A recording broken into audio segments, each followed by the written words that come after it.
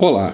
Dando prosseguimento à nossa série de estudos, hoje falaremos sobre a Inquisição, período polêmico, conturbado e atualmente cercado por muito revisionismo histórico. Que ele, o Divino Mestre, nos abençoe e possamos ter um ótimo aprendizado juntos. Obrigado.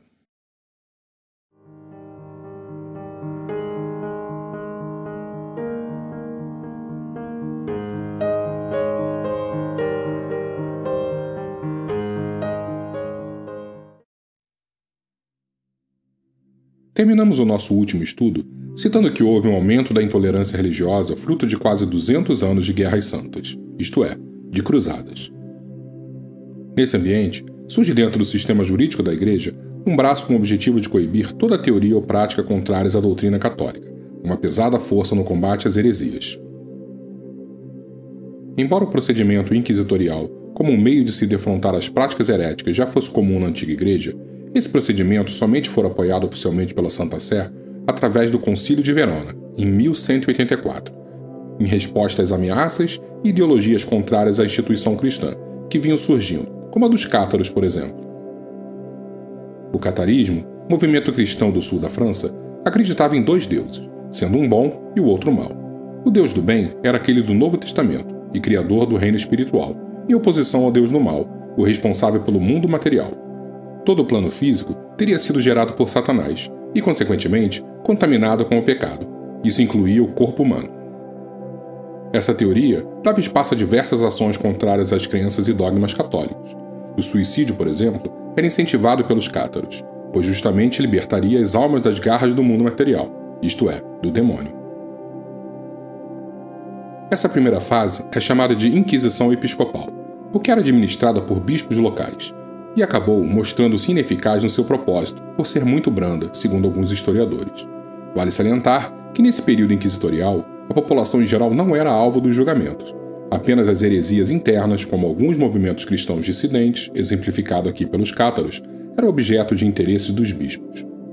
Somente em 1230, o Papa Gregório IX, respondendo às falhas e limitações da Inquisição Episcopal, cria uma série de bulas que se transformaram na segunda forma de Inquisição, a Inquisição Papal ou Oficial, agora composta por profissionais especificamente preparados para essa tarefa. Vale salientar que na época medieval, a pena privativa de liberdade não era comumente utilizada como forma de sanção contra delitos, ou seja, não existia ainda a prática de mandar para a cadeia os criminosos. Assim, punições alternativas eram aplicadas, como a tortura ou a própria pena de morte. E com o Tribunal do Santo Ofício não era diferente. Se a pessoa fosse condenada culpada, muito provavelmente padeceria torturas ou terminaria na fogueira. Não podemos deixar de citar que uma série de historiadores revisores surgem atualmente retificando, isto é, corrigindo dados da época, como o número de condenações, torturas, práticas utilizadas ou até mesmo justificando alguns métodos.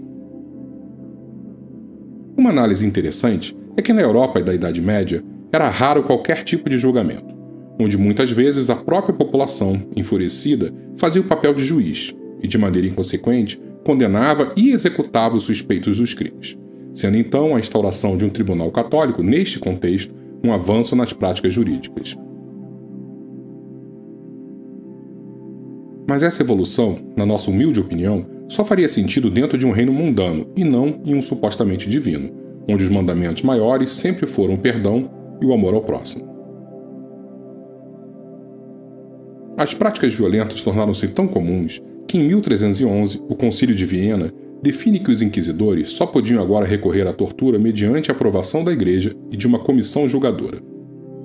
Apenas mais tarde, no século XV, os monarcas dos reinos de Castela e Aragão, Isabel e Fernando, acabariam obtendo do Papa a autorização para a introdução de uma terceira forma de Inquisição, sem autorização e supervisão da Igreja, a Inquisição Régia, também conhecida como a temível Inquisição Espanhola.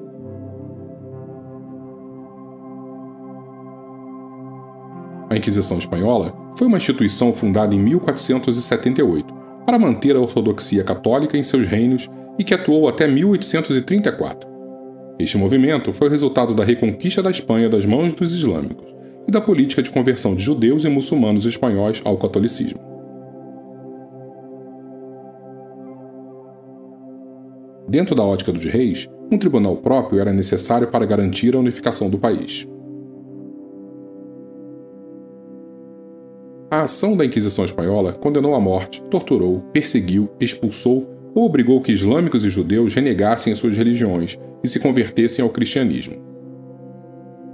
A esses convertidos é dado o nome de cristãos novos. Alguns esqueciam de fato a religião dos seus antepassados, enquanto outros continuavam a praticar secretamente a antiga fé. Acredita-se que judeus conversos abandonaram seus sobrenomes infiéis para adotar novos inventados, baseados exclusivamente em nomes de plantas, árvores, frutas, animais e acidentes geográficos. Assim, os pinheiros, carvalhos, pereiras, raposos, serras, montes ou rios provavelmente eram cristãos novos.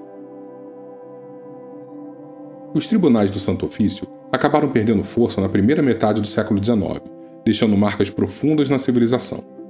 Milhares de pessoas foram alcançadas por esse braço da Igreja, anônimos ou grandes nomes da nossa história, como Giordano Bruno, um filósofo, matemático, poeta e, por que não, visionário da cosmologia, que fora queimado na fogueira somente por estar à frente do seu tempo, ou Galileu Galilei, que precisou negar suas corretas convicções científicas para não padecer do mesmo fim.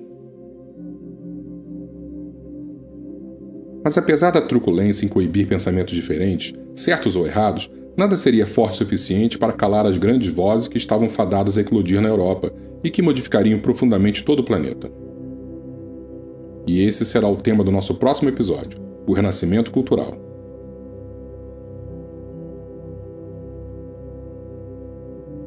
Terminamos então mais um capítulo da nossa série histórica. Fiquem com Deus, buscando sempre a tolerância e que Jesus nos abençoe hoje e sempre. Muito obrigado.